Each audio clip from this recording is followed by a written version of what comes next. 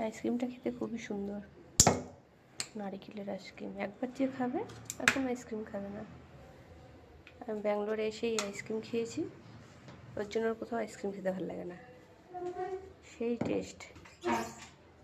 এটা ব্যাঙ্গালোরেই খালি পাওয়া যায়, কোথাও পাওয়া যায় না। তাই তো? পাওয়া যায় কোথাও? কোথাও পাওয়া যায়?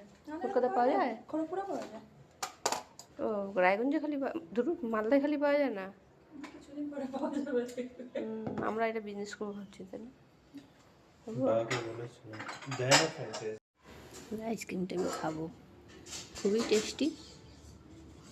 ব্যাঙ্গালোর আসার পরে বলেছি ছেলেকে এনে দিতে, সেই খেতে।